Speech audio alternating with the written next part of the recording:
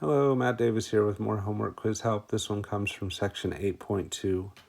Suppose that from a previous sample we were 95% confident that the true population proportion was in the interval from 0.0622 to 0.1844.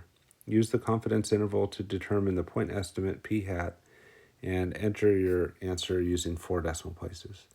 So first of all, to give help rather than answers, we are going to go ahead and change this interval to something different. So we're going to go with 0.0814 to 0.1688.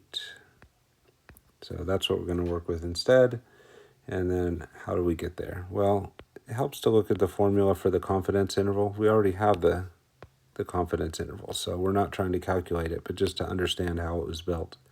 So the formula there is p hat plus or minus z star times the square root of p hat q hat over n.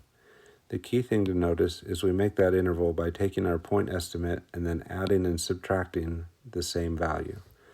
When you do that, it's going to cause p hat to be right in the middle of the interval. So based on that formula, we can say p hat is in the middle. So then it's just a matter of calculating what is the value in the middle of that interval. And the way you do that is by averaging the endpoints.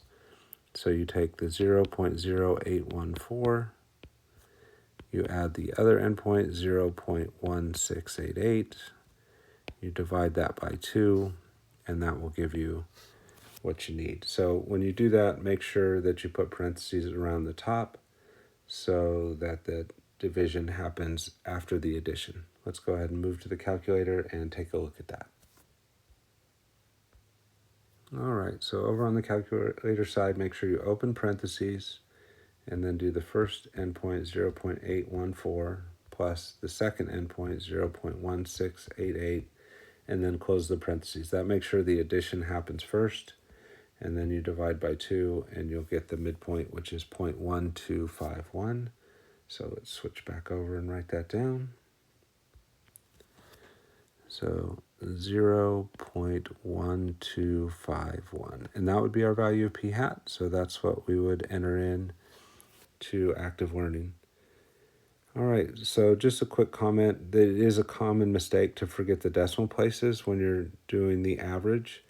And so one thing you want to double check real quick is, does this answer that we just came up with look like it's in the middle of that previous interval? And yes, 0.1251 seems like it would be right about in the middle of 0.08 and 0.16.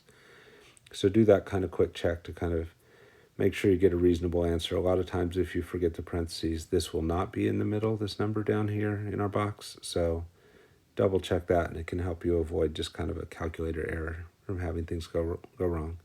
All right, hopefully that helps you out and you're ready to go back and tackle that quiz question. Good luck to you.